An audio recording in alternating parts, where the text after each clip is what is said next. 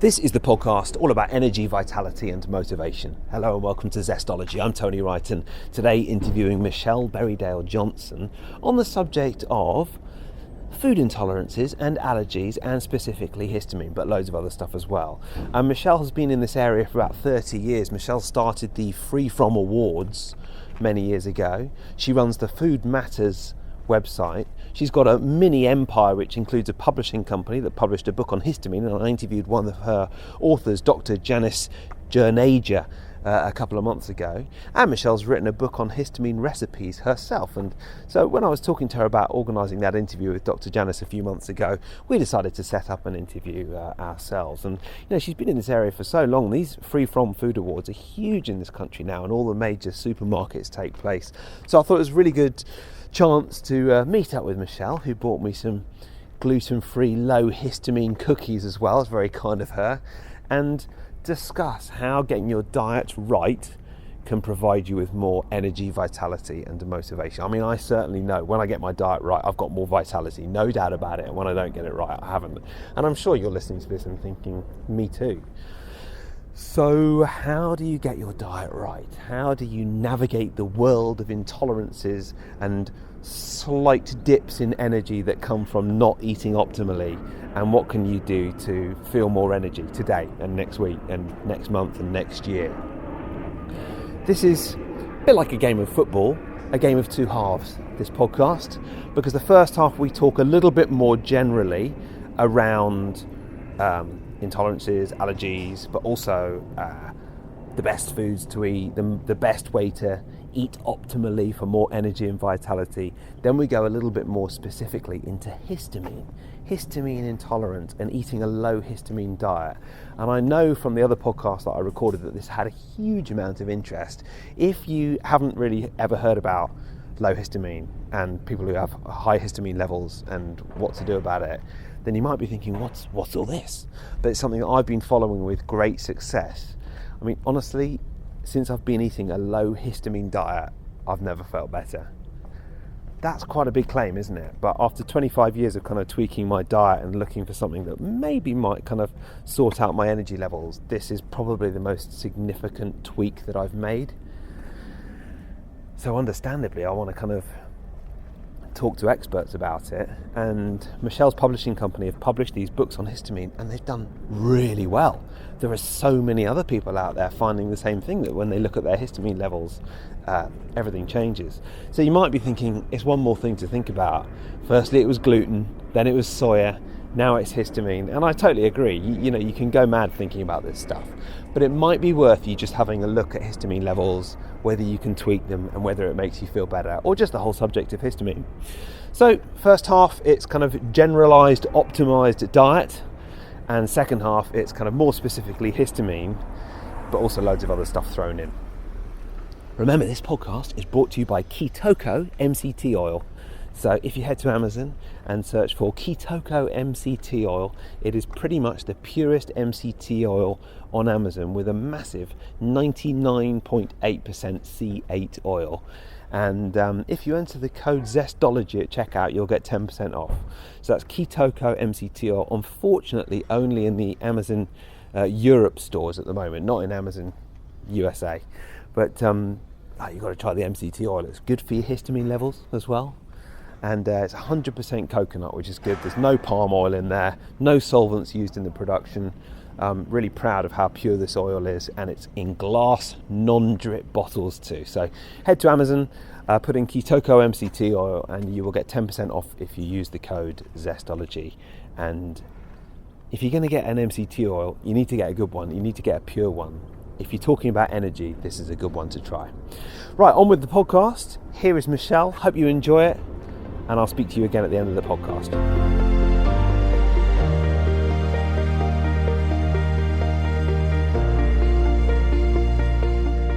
I've obviously been kind of delving into this area because I've found it's massively helped me, and a lot of people have said to me, what you're talking about, what is histamine, why haven't I heard of this before kind of thing. Yeah. And as we were just talking about before we started recording, it's one of those things that you could go to the doctor and they wouldn't necessarily know about it or even acknowledge it, which isn't their fault, but it's something that isn't necessarily a mainstream medical condition, is it? Oh, it's totally not. In fact, quite the opposite. I mean, I've talked to quite eminent allergists who have just poo-pooed the whole thing and said there's no such thing as histamine intolerance. You know, obviously histamine is a chemical which we use in the body and we use to expel allergens and all the rest of it. There's no such thing as histamine intolerance. That's ridiculous. But, nonetheless, there are people out there who feel better if they lower their histamine intake.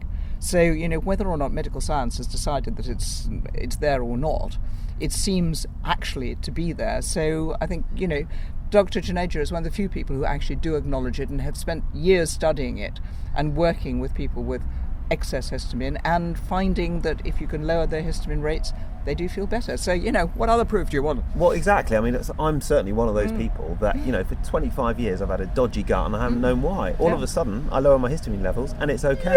I mean, it's amazing, isn't it? It's great. And I know that you've had your publishing companies obviously published Dr. Janice Juneja's book on histamine, and it's done really well, hasn't it? It's done fantastically well. Well, it started out by her doing Q&As. We've got this massive great website called Foods Matter, which is all kinds of information about allergen and intolerance and every condition which is related to food, because they're all related to food in some way or another. And I'd known Janice for a long time, and she said at some point, how about doing a Q&A on the website? I said, okay, well, why not? Let's do that. So I kind of put up on the site that Dr. Juneja would be answering questions, and we were amazed. We must have got over 100 people writing in with various issues which they thought were histamine related. And for each one, Janice would write a little kind of short article or, in response to the query. And that was how we thought, well, actually, if there's that much interest at that, why don't we put it together into a book? And then we did, actually, in a kind of beginner's guide. Because so many people they really don't understand anything about it, they don't know anything about it. So we thought, well, let's keep it really simple, just exactly what it is, how you find that you've got it, what the symptoms are, and what you can do about it, which is the diet. And then she also wanted, because she's very keen that actually medics should understand about this, so she then did what we call the comprehensive guide, which is a kind of medical treatise on histamine intolerance. So they're both out there. Depends on how into it you want to get. So, well, yeah, exactly. Well, I want to get really into it. Right. But so basically the books came out, and then you just started saying, actually, as well as all the kind of Q&As on the site, there was a real demand for it. It's amazing. I mean, literally, the books have been out for 3 years now, and I think they're on Amazon, and we sell somewhere between 5 and 10 books every day. Yeah. For all that time, which is incredible, really. Yeah. The interest that's out there. Yeah. In terms of, and obviously you've seen the Free From Awards grow really big as well, haven't you? Yeah, absolutely. Well, the Free From Awards are not specifically to do with histamine. No.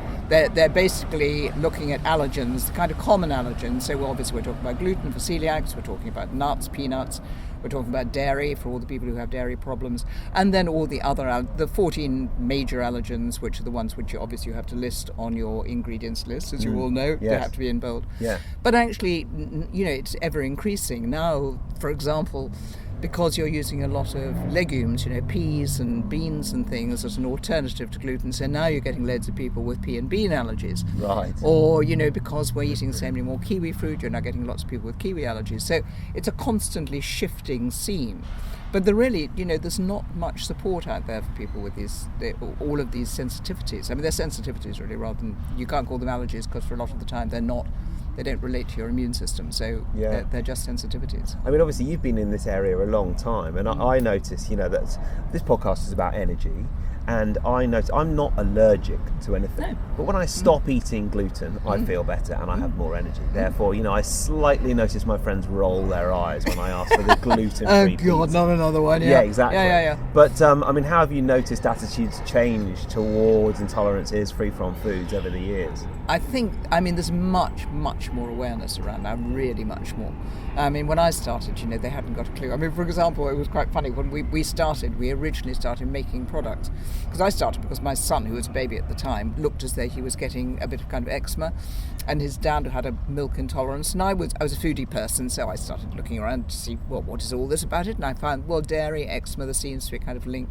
So maybe we should go on a dairy-free diet. Yeah. And then I looked around, we're talking 30 odd years ago now, and there was nothing you could buy, nothing. It was absolutely terrible. The food that was on offer was non-existent. Yeah. So we thought, we'll make it. So we started manufacturing. And at that point, I made a tofu-based ice cream, which of course was going to be dairy-free and virtuous.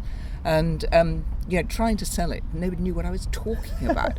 I would go, I tried to, I remember going to one distributor. It doesn't sound that nice. No, I know, it didn't. It wasn't that great. We really didn't know what we were doing. But, going to a distributor, I said, I got this tofu ice cream. He said, toffee, darling. No, I got toffee. Don't need toffee. No, tofu. No, it's a free what? No.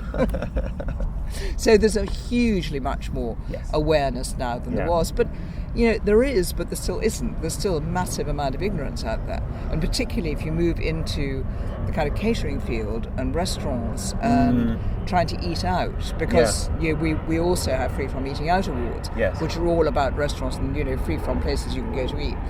And that's a whole other ball game. I mean, it's so difficult because it's not just the issues about the foods themselves, the intolerances which are difficult to understand, but once you get into a restaurant, you have a constant changing population of staff. 90% of them, English is not their mother tongue. Right. And the training is very poor. So, given that you have a really complicated subject like allergy, how on earth are they meant to understand what's going on? Or everybody has tales about, you go in and say, I want can you do a dairy-free dessert? And they say, oh, you can have rice. Is that all right? Yeah. No, rice? What's that got to do with? Wait, it's all right. It's you'll be all right with that, aren't you? So there's a massive amount of ignorance out there. That's really interesting, actually, because I think maybe the reason my friends roll their eyes is because normally I'll ask for the kind of gluten-free menu, and then I'll order gluten-free, and then when it comes, I'll say that's gluten-free. The reason I do that is because probably I would say 1 in 5 times I'll be like, oh, let me just go and check, and I'll take it back to the kitchen, and often they will have forgotten in between. But when you order gluten free, it's all sorted, or and I think you take it much more seriously if it's yourself. And you're okay. You may feel rather crap afterwards if you eat the gluten. You won't be feeling great. But what about if you have a genuine allergy? Yes. If you have a potentially fatal allergy. I was talking yesterday with a colleague and friend of ours. I mean, she's had 2 near-death misses in the last year. No way. She's peanut and milk allergic, and I mean seriously allergic. And she's literally both of them in restaurants. And she checks. Are you absolutely sure there isn't any dairy? Are you sure that there hasn't been anyone? Yeah. It's fine. And she was given something, and she'd had a spoonful of it, and a spoonful is enough. And she was rushed to hospital twice. That's and so it's a really serious problem. It's very difficult because, so what do you do? Say, don't go out. Well, no, come on. No. That's not really on. I've been trying this sensor out. Have you seen these sensors that you can put a bit of food in, and it will tell you if it's got gluten in it or not? You're pulling a little a face that says you're not sure. And actually, it's really interesting because it looks quite nifty. It's called NIMA, N-I-M-A. Have you tried them out? No, I know. I haven't actually tried it, but I've had a couple of people write on the site about it. They've got, I'll tell you my experience of it. It's gluten and peanut, and it's a really great idea. Unfortunately, it's not that accurate. No. Particularly because they even say on their own site, some ingredients override gluten in the sensor. So I think soy sauce, for example, has gluten in it, but it will not detect if it's got soy sauce, and I can't quite work out why. So that to me made me think, it's not that helpful. I mean, I was pulling a face because I think honestly they're lethal. Do you? Well, no, not if it's a gluten. Again, if it's gluten, if you have a sensitivity, that's fine. All right, you might feel shit, but it's not going to kill you. But the danger is if they're also claiming peanut. Then somebody with peanut allergy, if they believe it and it's inaccurate, they could be dead. That's simply not on. And the difficulty, there must be the technology out there. We live in 2019. Yeah, but think about it. You think of a food. How is the allergen distributed in that food? It could be in all kinds of different places. It may not be in all of it. If you think of something like peanuts, for example, if you have a peanut crumble or whatever it may be, you poke in the detector thing, whatever it is, a needle or whatever it is that you poke in, it may not hit the bit with peanut in it. Yeah, that's absolutely right. It depends how Yeah. it's distributed. It depends on, for example, if you have nuts in chocolate, Yes. because of the nature of the chocolate and the constituency of the chocolate, Yeah. it will take a lot longer for the nut effect to come through. Yeah. So no, I think, if you want to use them for doing a kind of gluten test or something rather just because you want to, okay, but I think the idea is nice if it's an intolerance. the idea would be fabulous Yeah. if it worked. Yeah. I mean, it'd be fantastic if it worked. And for an intolerance, as you say, it's fine, but I'm not terribly reliable. Yeah, I still think it's a really good idea worth pursuing. I mean, in this day and age, it shouldn't be beyond us. Allergies and intolerances, as we've been discussing, are so widespread. It shouldn't be beyond us to create a bit of technology that No, works it really shouldn't. well. But I mean, to be honest, testing is still in its infancy. Yeah. There are various kinds of tests out there, even the commercial tests they do in the labs. Yeah. They're not 1,000% accurate. No. They can miss things. They don't, and they're working on all kinds of new forms of testing, but they're still in early stages. Yeah. And they're very expensive. Yeah. So it's the same thing as kind of skin prick testing. If you go for allergen testing, I mean, I don't know whether you've ever been through all of that. Skin prick testing. I've avoided it actually. Is it worth it or not? Well, there are an awful lot of false negatives and false Yes, positives. yeah. It's not that accurate. Okay, it's a sort of guide, but no, it's not that reliable any more than even blood tests. The only thing that is genuinely reliable is exclusion, the gold standard, which Yeah. is to exclude a product and then to try and test it and see whether you react. Yes. But obviously for a serious allergy, you can only do that under controlled conditions. You can only do that if you're, in a doctor's surgery where there's somebody with adrenaline. So if you do react, Yes. action can be Yeah, taken. yeah. But certainly for an intolerance of any kind, it's really the only way you can do it, but it's a long, slow process. Reminds me of when I was 21, I travelled around Thailand with a friend of mine who had a nut allergy. And I mean, pretty severe, probably not as severe as your friend, but every time we ate out, she would ask me to taste a bite of her food and see if it tasted like it had nuts in it. Blimey. So I pretty much said yes every time because I didn't want to be culpable. God, no. 'Cause, they cook with walnut oil and all Yes, sorts of things yeah. out there. God, she must have starved. She must have got very thin, didn't she? Well, I mean, she had one of these pens. Yeah. But we were at some places we were in were kind of a 12-hour boat journey away from a hospital, so it was quite difficult. Ooh, that's quite scary, isn't And it? 20 years ago, where it was even less. there was But then even less 20 years awareness ago, than people now. didn't think about it anywhere near as much. I mean, there's No. far more awareness, certainly, of things like No. peanut allergy now than there Yeah. was then. Yeah. Because Ruth, the person I was talking about, she's now in her 40s. Yeah. And when she was a kid, you have nut allergy, so kind of avoid it. And, nobody thought very much more about it. Yeah. I mean, she didn't have any kind of adrenaline or anything else at that point. No. So I think in that sense, there's more awareness, much Yeah. more, and there's much more obviously in the papers. And, there have been cases, the whole kind of pret-a-manger in the sesame that's seed awful, case. isn't it? Yeah. So that was just bad labelling, Yeah. effectively, Yeah. not anything else, which was terrible. But I mean, that is. Hopefully, we're moving on from that. So Michelle, this podcast is all about energy and vitality and motivation, and obviously it's really interesting talking about intolerances. And I'm a firm believer that what I eat has a massive impact on my energy. Totally. With all your experience, what can people learn from what you've learned over the years in terms of boosting their energy and vitality levels? Well, I do think that eating a decent diet, a decent fresh diet, really, a home cooked diet. I know it sounds really, really boring stuff, but it is when you get down to it. Convenience food is great on the odd occasions, but it's not as a regular diet. Yeah. If you can eat salads, vegetables, fruit, cook it yourself, it's not that difficult. Yeah. Meat and 2 veg. People say, oh my God, I can't eat anything. I've got an intolerance to this and that. Yeah. Actually, meat and 2 veg are the healthiest things you can eat. Fish and 2 veg. Yeah. Healthiest things you can eat. Just the veg, not too much meat.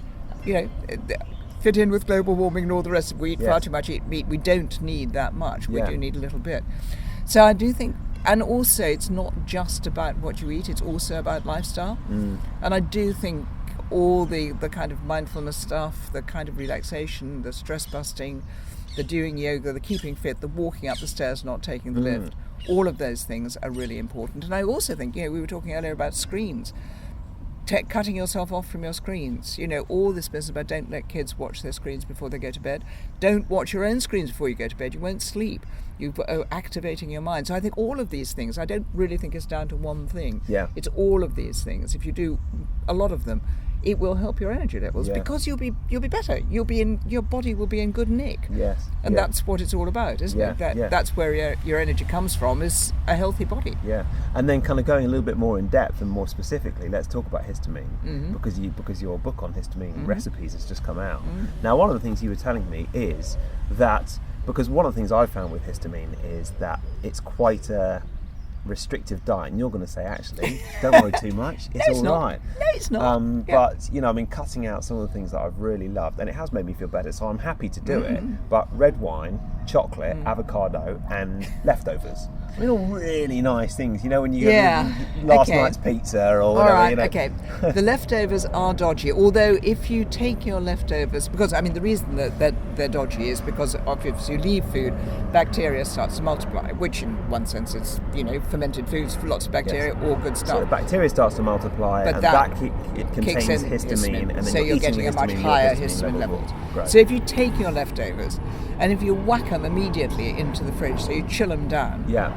What happens? Bacteria the warmer it is, the more the bacteria will multiply. So if you take your leftovers and immediately and cover them and whack them into the fridge, so you chill them right down, you can have some leftovers. I mean, not kind of 4 days, but next day maybe. Yes. Yeah.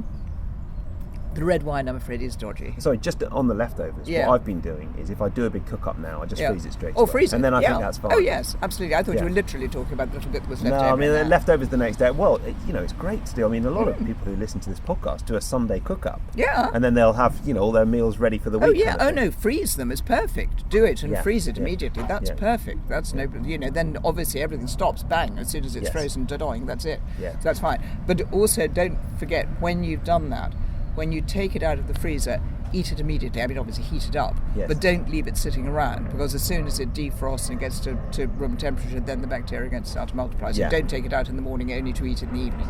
Oh, right, okay. Take it out and eat it. Take it out and however you're going to heat it, do it immediately and eat it. Fine. So that's leftovers. Red wine, the red wine is dodgy because it's the alcohol. It's not just the alcohol, it's specifically red wine, and I actually had this dreadful. I like to go to the cricket with my mates, Michelle. I like to drink a few drinks. I really like red wine, and I had this awful episode a few years ago. I drank red wine there, and I went home. I thought I was going to explode. And I couldn't work out what it was. I've only had perhaps 3 or 4 drinks. Quite a few, but not that much. I mean, come on, not that much. No. And I felt dreadful. Anyway, now I've kind of switched to vodka. I'll be fine. So, not too much just vodka, for just in interest, moderation. Joe, I'm not sure it has anything to do with histamine, but have you tried drinking organic red wine as opposed to standard red wine?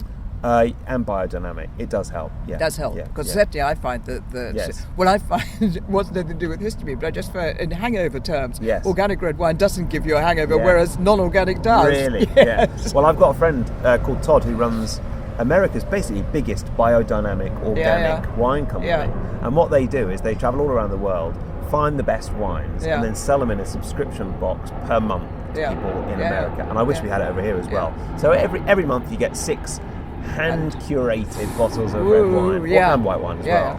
And actually, their subscriptions have gone through the roof because people just know that it makes them feel so much better. Yeah, absolutely. Yeah. No, certainly. I mean, I only buy organic wine now, and I drink mainly red, and I only buy organic. Yeah. Then I mean, not that I drink I'm that glad much. To hear, I'm glad to hear the woman that but started the Free From Awards still indulges in the odd glass of red wine. Oh, God, yes. Yeah, absolutely. Okay, so go back to what you red, can't eat. Red wine, not really. No, red wine is dodgy. No, that's true. In fact, all alcohol is a bit dodgy. One more thing on red wine. There's 2 things that I've been experimenting with alcohol. Firstly, Tito's vodka, which is supposedly the world's purest vodka, and made without any all sorts of kind of chemical-free processes. And the other thing is a thing that you stick in the wine to take the sulfur out. Oh. Because the way that they preserve wine is grape juice, of course, and then they put sulfur in it. So you they don't stick have this to. thing You in. can get sulfite-free wine. You can.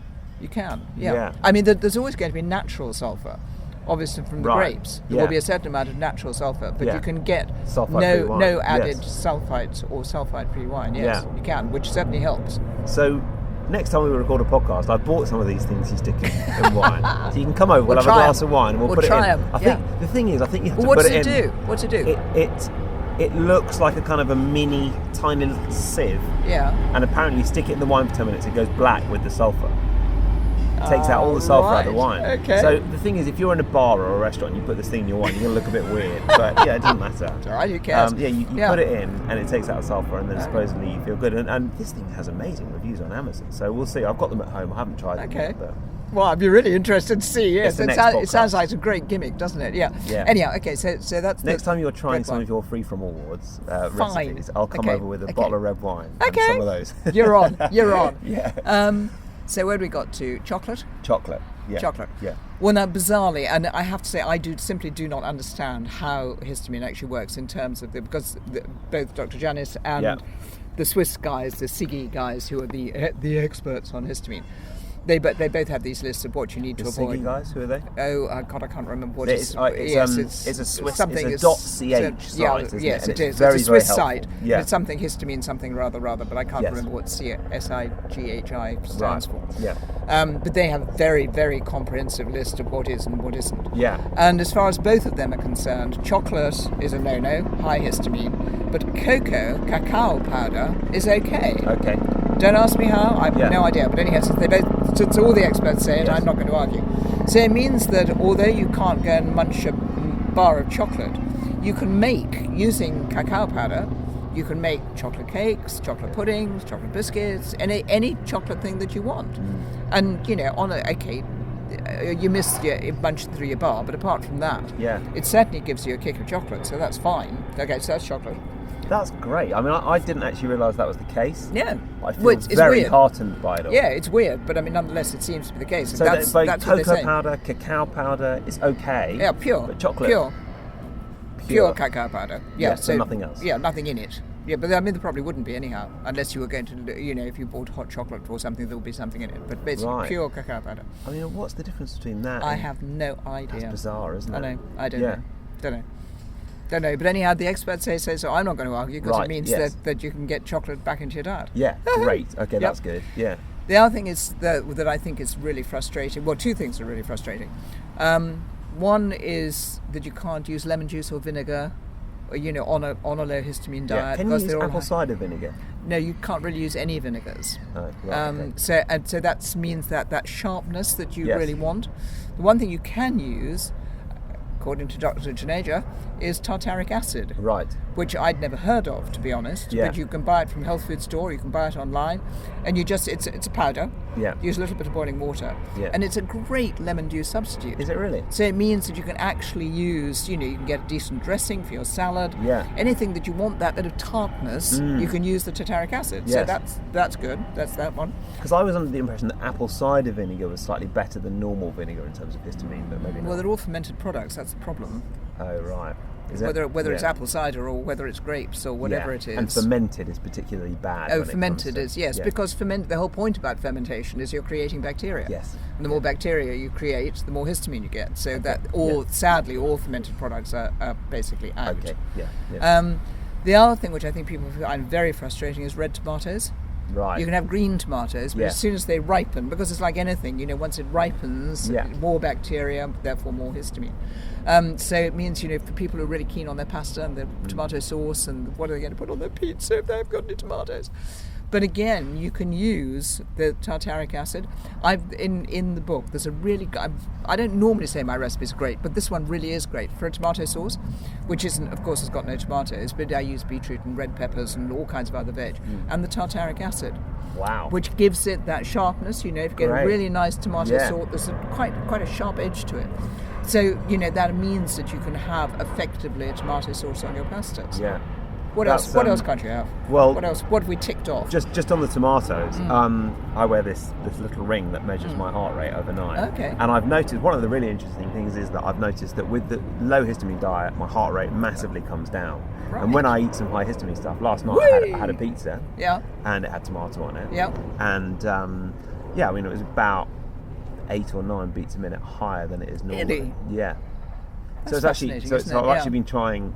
I've actually been looking at other trackers, like you can buy watches Yeah, that yeah. measure your heart Yes. rate all the Yeah, time. yeah. Because I was thinking this is a really accurate way Yeah. for me to work Yeah. out what foods Yes. specifically for Yeah. me In fact, work yeah. and don't work. You know. Because it is, I mean, that's what people kind of forget. It is very much, all of these things are a very individual diet. Yes. You know, Some people it might be right with lemon juice. Or absolutely. vinegar. I can write a low histamine cookbook, or Yeah. indeed Dr. Janice can write her beginner's Yeah. guide. But actually, you have to end up by working out what works for you. Yeah. Because everybody is different. Yeah. You know, we are all different. That's the way we are. Yeah. And everybody's body functions differently, and everybody reacts differently. So there is no kind of universal rule. But there are some things which we all know are high in histamine or low in histamine, or whatever else it is. Yeah. And you just have to work out for yourself which one is going to. So that tracker thing sounds like a great idea. Really, it's really interesting. What a it's brilliant way of absolutely doing it. fascinating. And Yeah. over the last few months that I've been following a low histamine diet, my average heart rate overnight has It's just plummeted. dropped steadily. Yeah. Yeah. So it's quite an accurate way of kind of working Yeah. out that it works. Yeah. Yeah.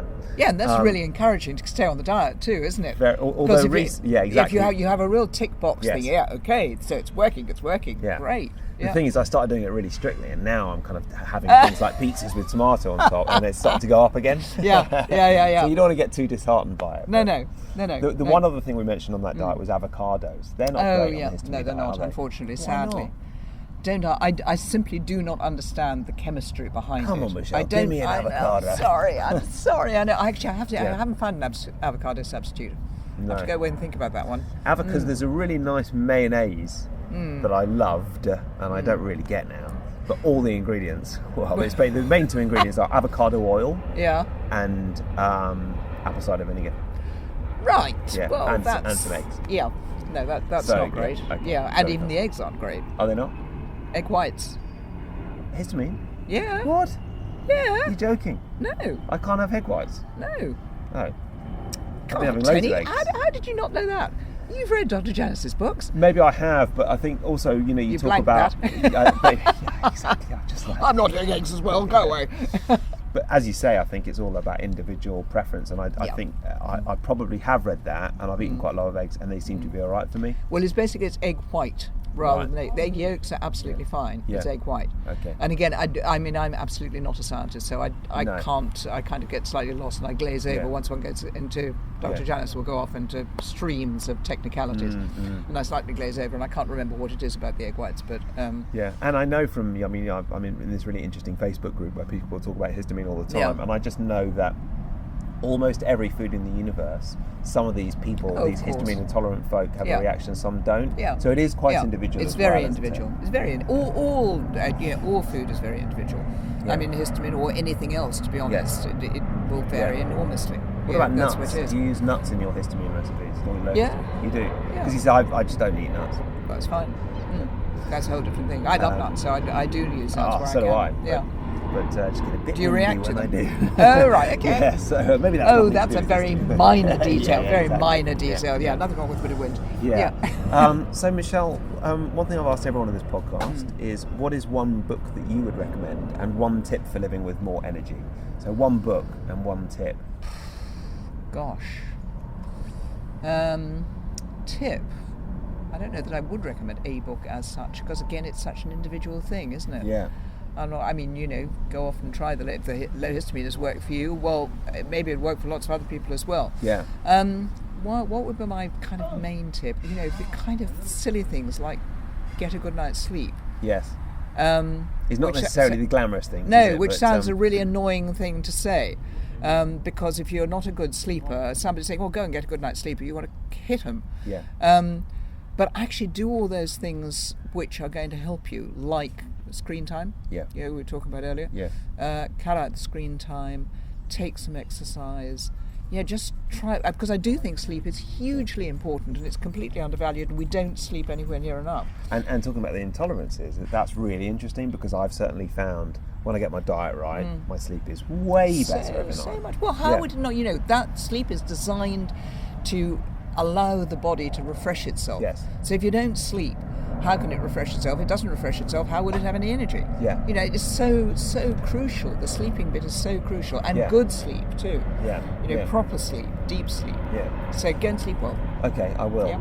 I'll try anyway. And then, what about one book? What is one book that you enjoy, has had a good impact on you? Might be something you've read recently, might be some fiction or non-fiction, might be something that you've published through your own publishing company that you would recommend that people take a look at. You know, I wouldn't recommend it at all. I'd always think about the book that I'm currently reading, and that the last thing I would recommend to anybody really, it's Money by Martin Amis, which has got nothing. It's not going to improve anybody's mind at all. Except that's all right, because I love fiction, and I think an enjoyable book is as good a way to relax as anything. It's riveting. I'm not enjoying a story. He's a perfectly horrible man. I've read that book. Yeah, it's very good. But it's actually fascinating. I found I'm not able to put it down.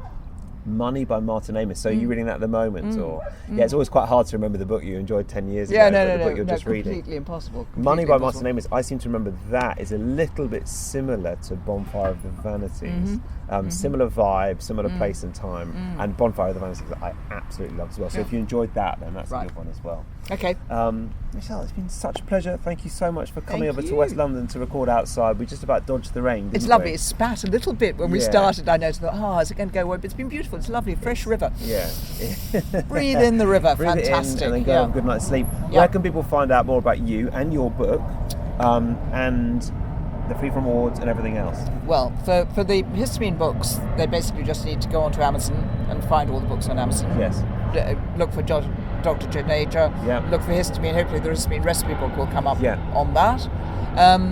For the massive website, which has a huge amount of information about everything to do with food allergy and intolerance, foodsmatter.com. What else we need to know? Free From Food Awards. Free From Food Awards. Just Google Free From Food Awards, you'll come up with the site.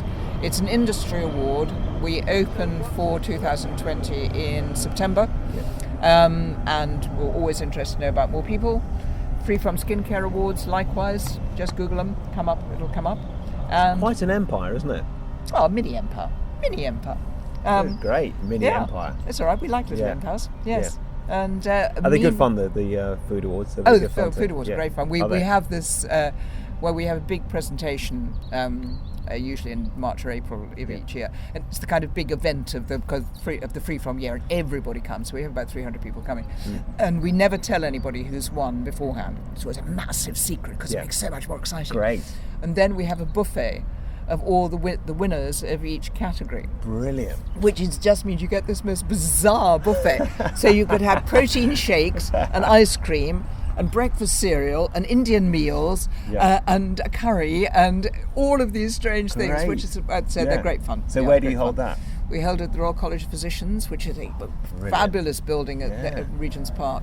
Oh yes, I know exactly where that is. The only Grade 1 listed building, a post-war Grade 1 listed building in London. Is it? What is the difference between Grade 1 and Grade 2? Oh, Grade 1 is the special, the bee's knees, absolutely, and you can't do anything to it. Nobody's allowed to touch it or anything else. No. It's very that posh. Sounds really very good. Posh. Yeah. Michelle, lovely to see you, and thanks again. Pleasure.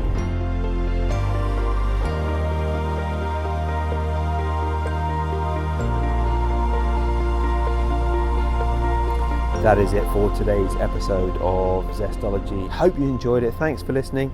Remember, it's brought to you by Ketoko MCT oil. And if you head to Amazon and enter in Ketoko MCT oil, enter in the code Zestology, you'll get 10% off. And thanks for listening. If you've been listening to this and thinking this histamine stuff is all a bit complicated, I really would urge you to look at that book by Dr. Janice Janaja and the one by Michelle as well. Have a little look at those books. It is an area that I have absolutely loved delving into. Feel really good on it. And this podcast is all about energy, and it's definitely in the slightly alternative health space, isn't it? We don't necessarily always follow the medical mainstream on this podcast. And I think you could probably put the low histamine diet in that category as well. But it's never woo-woo. I like some science and facts to back things up. And it's clear that this stuff really works. There is plenty of science out there about histamine as well. The effects of certain low histamine diets. I know that Michelle and I in the podcast were talking about how medical mainstream doctors and so on sometimes don't recognise histamine as a condition, but there's plenty of science on histamine, low histamine diets, and products or supplements that lower your histamine and the effects that might have. Often it's on rats rather than humans, but the studies are still fascinating. So Depends how deep you want to delve, really, doesn't it? But you can have a look at that and let me know what you think. Have a great week. Have a zesty week. Hope you enjoyed today's podcast. See you next time.